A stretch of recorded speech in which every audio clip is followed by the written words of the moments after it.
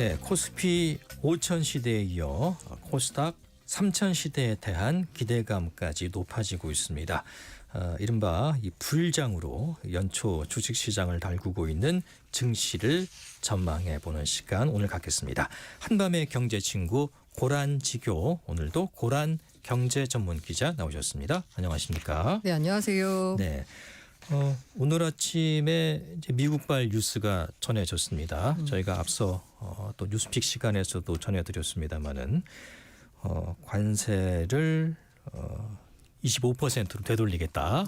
이런 또 공포가 나왔는데 사실 이 소식을 접하고 대부분의 사람이 아마 요즘 잘 나가고 있는 주식시장에 오늘은 좀 브레이크가 걸리겠구나. 뭐 저도 그런 생각을 했었습니다.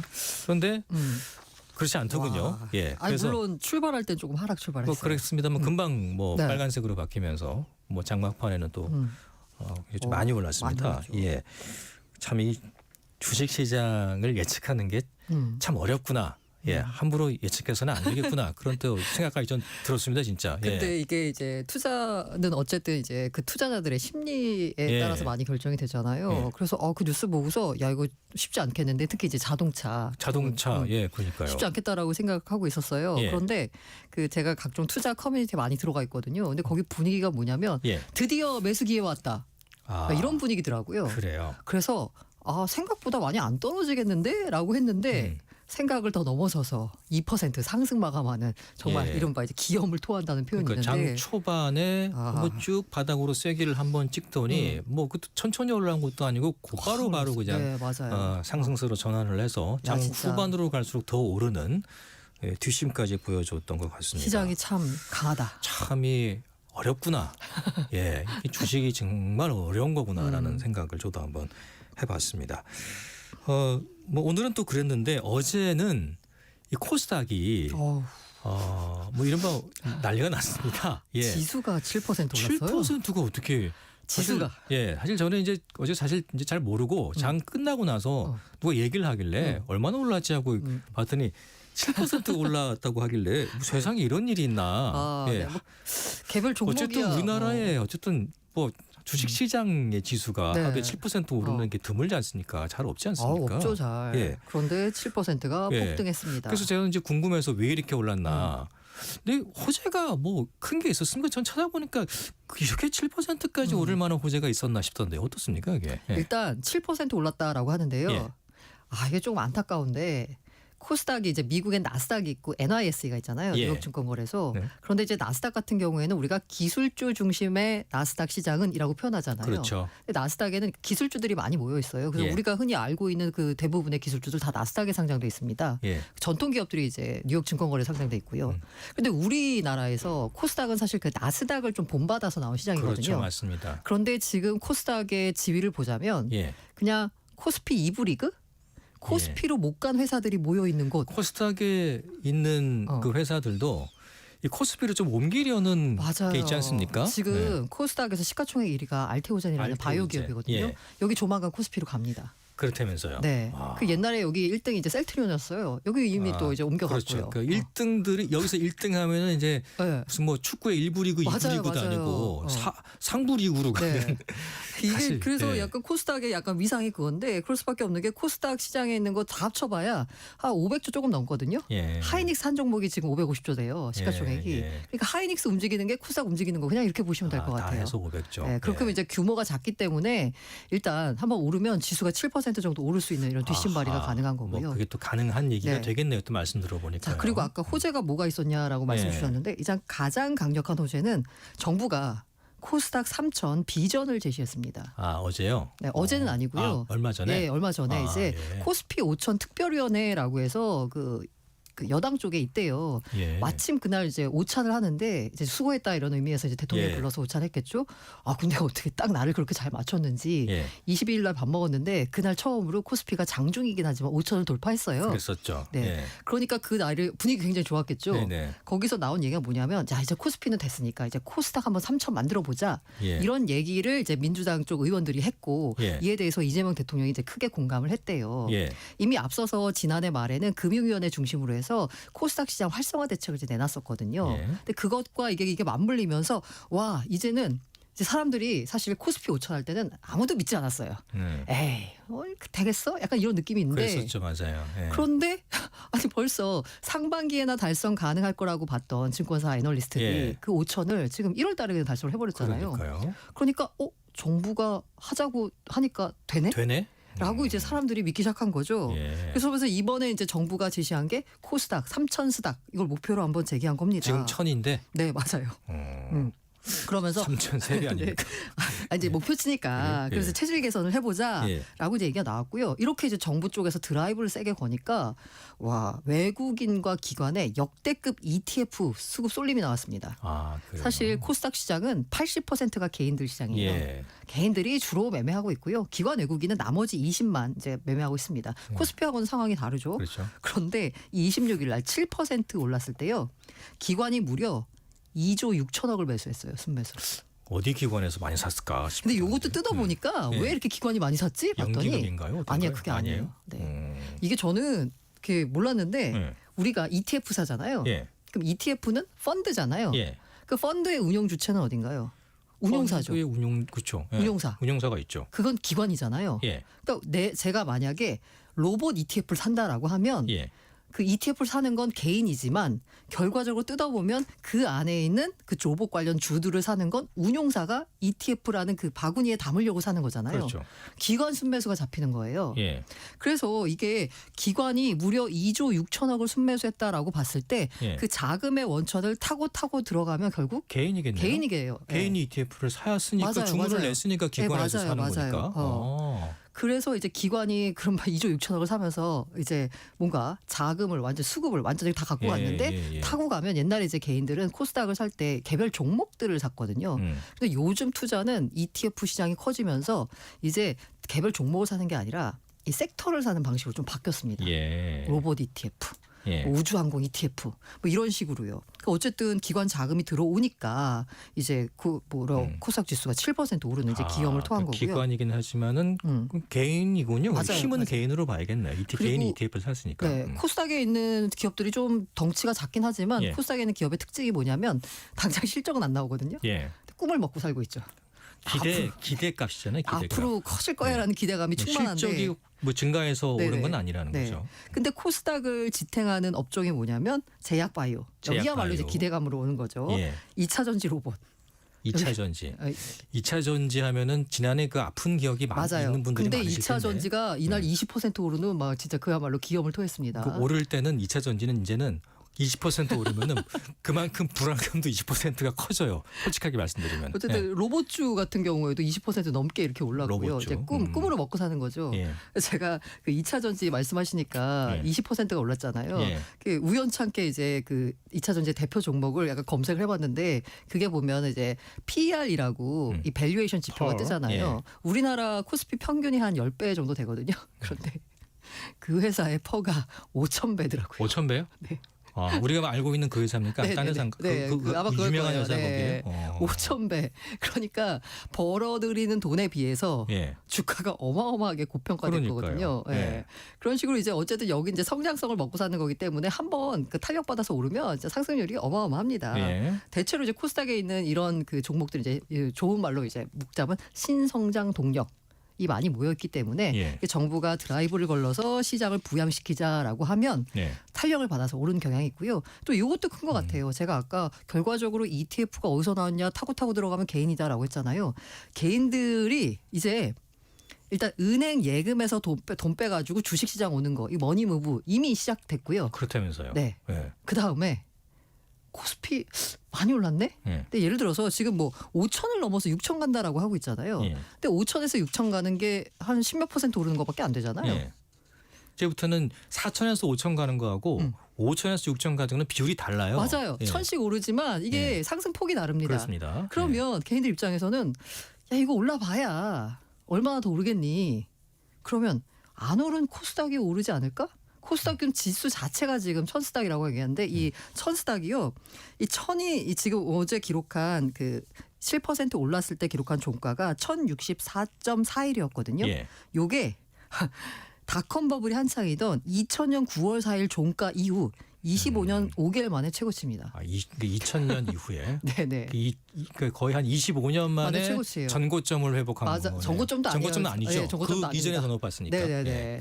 이게 코스닥이 지금 우리가 이제 1000 얼마라고 얘기하고 있지만 원래 출발할 때는 100에서 출발했어요.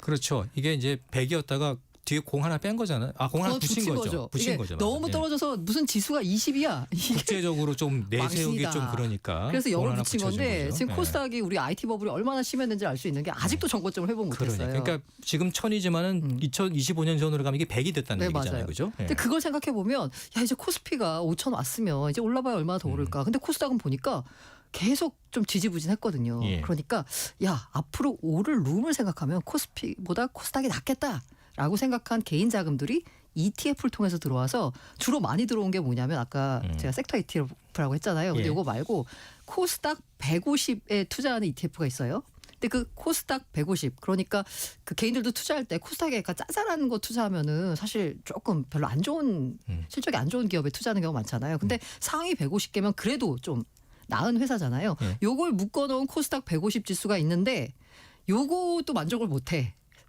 여기다 레버리지.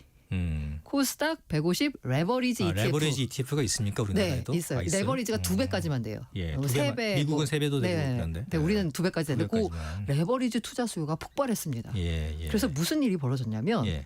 레버리지 ETF를 투자하려고 하잖아요. 그러면 레버리지 ETF는 투자 위험이 일반 ETF에 비해서 높잖아요. 2배가 뭐 수치적으로는 2배가 높을 수 있다는 거죠. 네네네. 떨어질 때도 2배 떨어질 수 있다는 그리고 거니까. 이제 ETF의 구조상 레버리지 구조상 이게 일간 수익률을 추정하기 때문에 예를 들어서 한 달 수익률을 봤는데 왜 2배 안 올랐어? 이게 아니라 하루하루 그 움직임에 따라 다르기 때문에 조금 이해가 필요하거든요. 그래서 레버리지 ETF를 사고 싶으면 투자 교육을 이수해야 됩니다. 네. 금융투자협회에서 진행한 투자 교육. 뭐 그렇더라고요. 맞아요. 예. 처음 살 때만 그 교육 받으시면 돼요. 예. 그런데 이게 워낙 이게 투자하는 사람들이 몰리다 보니까 예. 그 교육 사이트가 서버가 다운되는 일까지 벌어지는. 그 정도로 투자 열기가 그 뜨겁다. 정도로 열기가 뜨겁다. 네, 특히 레버리지 상품에. 네. 그걸 뭐 좋게 봐야 될지 어떻게 봐야 될지는 잘 모르겠습니다. 예. 그만큼 이 레버리지라는 것은 위험성도 가지고 있지 않습니까? 네. 예. 뭐 레버리지 간단하게만 설명해 주세요. 혹시 또 모르시는 분 혹시 레버리지가요. 이게 간단하게. 예. 이제 그냥 ETF가 있으면은 우리가 이제 그 많이 하는 게 이제 코스피 200 ETF니까 예. 코스피 200 있잖아요. 그러면 코스피 200이라는 지수가 있습니다. 보통 시가총액 순서대로 쫙 세서 200개 기업을 묶어 놓은 지수인데요. 그 지수를 한 바구니로 투자하는 게 ETF예요. 예. 우리가 분산 투자를 하고 싶어도 예를 들면 삼성전자 하나 사고 하이닉스 사자만 해도 뭐 100만 원 가까이 들잖아요. 이러면 내가 소액으로 투자하기 어렵잖아요. 대신 이제 ETF라는 이거 어떤 펀드 바구니를 만들어서 그 ETF를 하나 뭐 2만 원에 사면 나는 그 코스피 200 지수에 투자하는 기업에 모두 투자하는 그런 기회를 노릴 수 있는 거죠. 예. 그래서 이제 ETF가 발달했는데 자, 근데 지수 ETF다 보니까 이게 투자 수익률이 조금 개별 기업 투자에 비해서 만족스럽지 못하다라는 또 투자 니즈가 있잖아요. 이제 예. 그런 분들을 위해서 레버리지 상품을 만들었습니다. 레버리지 하는 게 지렛대잖아요. 지렛대의 원리가 뭔가요? 적은 힘으로도 무거운 걸 들 수 있잖아요. 그러니까 이제 작게 움직여도 이제 2배짜리의 효과를 낸다. 라고 해서 이 2배짜리 레버리지 ETF가 이제 국내에 나와 있는데 이게 레버리지가 1%가 움직이잖아요. 그냥 ETF가. 레버리지 ETF는 2%가 움직입니다. 그래서 하루에 만약에 1%가 올랐다라고 하면 이 레버리지 ETF는 2%가 오르는데 오를 때는 참 좋죠. 예. 떨어질 때가 때는 문제죠. 1% 떨어지면 레버리지는 2%가 떨어집니다. 떨어지고. 그리고 이게 한 달 동안 수익률을 뭐 이렇게 해서 하는 게 아니라요. 그날 수익률이에요. 예. 그래서 레버리지 상품의 경우 예를 들어서 오늘 1%가 올랐어요. 그럼 레버리지는 2% 올랐죠. 근데 이 상태에서 그 다음 날 만약에 상품이 2%가 떨어졌어요. 본주가. 그럼 레버리지 상품은 이 오른 상태에서 2%가 떨어지는 거잖아요. 예. 그러니까 2% 올랐다가 2% 떨어졌으니까 원금이구나가 아니라 더 낙폭이 커요. 왜냐하면 전에 올랐던 거에 2%가 하락하는 거니까. 예. 그래서 이게 일간 수익률을 2배 추정한다라고 얘기하니까요. 네, 예. 투자 위험이 큽니다. 예. 그래서 물론 이제 개인의 판단이고 또 네, 맞아요. 실제로 또 뭐 상품화돼서 많이들 하세요. 나오고 네, 있으니까 이걸 뭐 뭐라 그럴 수는 없지만 그리고 레버리지 같은 경우에는 이제 운용사가 이게 약간 여러 가지 선물 옵션하고 뭐 이런 여러 가지 좀 운용 스킬이 들어가요. 예. 그 레버리지 상품 구조를 유지하기 위해서 예. 때문에 수수료가 비쌉니다. 수수료가 좀 더 비싸고 네네. 예. 그런 차이점이 있다는 거를 좀 알고 예. 위험성도 그만큼 커진다는 거 예. 알고 계셔야겠습니다. 자, 이 정부에서 말씀해 주신 것 좀 연일 계속해서 뭐 분위기도 좀 내고 있고 또 국민연금의 그 비율인가요? 네네. 예, 그것도 좀 높이겠다는 뉴스 제가 봤습니다. 그러니까 이번 정부에서 이제 자본시장 활성화에 온 힘을 쏟고 있잖아요. 예. 그래서 아까 코스닥이 오른 그 배경에도 국민성장펀드가 이게 150조가 들어간다라고 하니까 그래서 이제 오른 것도 있는데 그거 말고 사실 그 기관자금 가운데서 가장 규모가 큰 거 바로 국민연금. 국민연금이요 기금운용위원회라는 걸 열어서 자 이렇게 그 전체적인 자산 배분 구조를 결정을 해요. 그러니까 해외 주식에는 몇 프로, 국내 주식에는 몇 프로 이렇게 이제 결정을 하거든요. 그런데 원래 기금운용위원회가 보통 1월엔 잘 안 열립니다. 예. 근데 이례적으로 올해는 1월 26일 그러니까 그 코스닥이 천스닥 되는 그날 열렸어요. 마침 예. 월요일 날 딱 열어가지고 국내 주식 비중이 원래는 14.4%였거든요. 당초 계획에. 그런데 요거를 14.9%로 유지하기로 했습니다. 0.5%포인트 높았고요. 이러면 약 7조 원 규모의 야, 0.5%가 7조 원이 되는군요. 예. 우리 국민연금이 규모가 두 번째입니다. 어마어마하니까. 네. 추가 매수 여력이 생깁니다. 예. 그런데 더 중요한 건 뭐냐면 7조로 추가 매수하는 거 말고 예. 이게 뭐냐 리밸런싱 유예를 뒀어요. 리밸런싱이라고 하는 거는 어떤 기간이 지나게 되면은 다시 이제 뭐 약간 포트폴리오를 바꾸고 네, 그런 맞아요. 거잖아요. 예. 네. 그러니까 주식이 이렇게 아까 제가 예를 들어서 해외 주식은 20, 국내 주식은 15%를 갖고 가기로 했어요. 그렇죠. 예. 근데 똑같이 이제 갖고 가고 있는데 예. 해외 주식은 별로 안 올랐어요. 그래서 그냥 그대로예요. 근데 갑자기 국내 주식이 오르니까 국내 주식 비중이 15%를 유지하기로 했는데 얘가 17이 되고 18이 되는 거예요. 그렇죠. 주가가 올랐으니까. 주가가 올라서. 그렇습니다. 그러면 이걸 국민연금이 어떻게 하냐면 국민연금 입장에서는 자산 배분을 하는 게 되게 중요한 일이거든요. 예. 그래서 자동적으로 3%를 팔아야 되잖아요. 맞아요. 예. 기계적인 매도가 나옵니다. 그런데 요거 안 해도 된다라고 했어요. 그러면 예. 뭐 어떤 마음이 딱 드나요? 주가가 올라도 국민연금이 안 팔겠구나 예. 라는 마음이 들죠. 그렇죠. 그러니까 주가가 더 상승이 아무튼 뭐 기대가 되는 거죠. 주식 시장에서는 주가에는 좋은 소식이 네, 될 수 맞아요. 있으니까. 그래서 증시가 오를만 하면 사실 국민연금이 발목 잡는다라는 얘기가 좀 나왔었거든요. 예. 근데 이제 그거 안 한다는 거예요. 오르면 오른 만큼 그럼 사실 그냥 이제 놔둔다는 거예요. 네. 팔아야 되는 네. 게 그 운영 방침인데 네네네. 그걸 18%가 돼도 놔두겠다. 그냥 놔둔다는 거예요. 네. 그렇구나. 네. 뭐 여러 가지. 네. 우주의 기운이다 지금 시장 예. 활성화에 어쨌든 좀 뭐 모아지고 정부의 있습니다. 이런 힘은 뭐 증시에는 주가나 이런 데는 힘이 돼주고 있는 건 맞는 거겠죠. 당연히 힘이 되고 있고요. 예, 네. 물론 뭐 기업들이 실적이 또 뒷받침 되는 받침되니까. 것도 당연히 있겠습니다만은 그래서 뒤에서 또 밀어주는 것도 뭐 무시할 수는 분명히 없는 것 같고요. 오늘 코스닥 얘기를 좀 더 해보려고 그랬는데 저기 뭐 삼천스닥 저희가 얘기했지만은 네네. 뭐 더 갈 기세인가요? 코스닥이 어떻습니까 지금? 삼천스닥 얘기가 나오고 있는데 네. 사실 삼천스닥 가려면 이제 풀어야 할 과제가 좀 일단 많습니다. 2천부터 가야 되는 거 아닙니까? 맞아요. 그래서 예. 현실적으로 또 최근 보니까 증권사에서 났는데 일단 1,500 전망을 하더라고요. 1,500도 사실 정도. 어마어마한 거죠. 50% 그렇죠. 오르는 예. 거니까. 삼천스닥 가려면 이제 갈 길이 많이 남았고 게다가 이 코스피 같은 경우에는 우리 기업 실적 이렇게 잘 나오고 기초체력 튼튼한데 밸류에이션을 제대로 못 받아. 말씀드렸잖아요. 미국이 평균 퍼가 한 25배쯤 되는데 우리는 10배밖에 안 된다고. 대만보다도 낮고 막 이렇거든요. 그러니까 이 우리 증시가 이 기업 가치만 제대로 평가받으면 그냥 지수는 당연히 오르게 돼 있어요. 게다가 지금 지수를 밀어 올린 게 삼성전자와 SK하이닉스잖아요. 네. 여긴 돈을 어마어마하게 벌고 있잖아요. 지금 뭐 올해 일단 그 추측 맞아요. 예측이 좀 어마어마하게 네, 일단 삼성전자는 170조를 보는 것도 있더라고요. 170조까지. 네. 야, SK하이닉스 100조는 넘을 거라고 네, 보는데. 맞아요. 네. 100조 넘는 건 기정사실이고 네. SK하이닉스도 100조 넘을 거라고 보는 이제 증권사도 하이닉스도. 있고요. 네. 하여간 실적이 엄청 잘 나오고 있거든요. 예. 그런데 코스닥에 있는 기업들 보면 그만큼 돈을 버느냐? 아니에요. 예. 돈을 못 벌어요. 그리고 코스피에 상장된 기업 수가 800여 개 정도 되거든요. 그런데 코스닥에 상장된 기업 수는 1,800개예요. 그런데 시가총액은 지금 500조밖에 안 되거든요. 네. 500조 조금 넘는. 이러는 이게 뭐예요? 너무 시장에 기업이 많다는 얘기예요. 예. 게다가 그 기업도 시가총액이 짜잘한 그냥 이른바 좀비 기업들이 너무 많다는 겁니다. 일단 올려만 놓자. 네, 맞아요. 그럼 뭐 심사도 문제가 있는 건가 네. 그러면? 그래서 네. 지금 현재를 보자면요. 지금 현재 코스닥의 구조가 뭐냐면 상장이 쉬워요. 코스피보다 상장 요건이 훨씬 더 간소합니다. 예. 상장을 해요. 근데 퇴출이 어려워요. 왜냐하면 이거 기업 하나 지금 상폐시키려고 하면요. 거기 기업에 투자한 주식 들고 있는 분들 반대가 어마어마합니다. 뭐 주식이 좀 휴조가 될 수 맞아요. 있으니까. 그러니까 이 상장 폐지를 하려면 굉장히 여러 단계를 거쳐야 되고 실제로 그래서 상장 폐지되는 게 정말 드뭅니다. 그런데 만약에 이런 좀비 기업들이 많이 모여 있는 지수다라고 하면 그 지수가 갈 수 있겠어요? 그렇죠. 못 가죠. 예. 그러니까 적극적으로 이런 좀비 기업들을 속아내는 조치가 이루어져야 되겠고요. 예. 그리고 기관 이게 아까 제가 말씀드린 대로 개인이 코스닥 거래에 거의 80% 비중을 차지한다라고 했잖아요.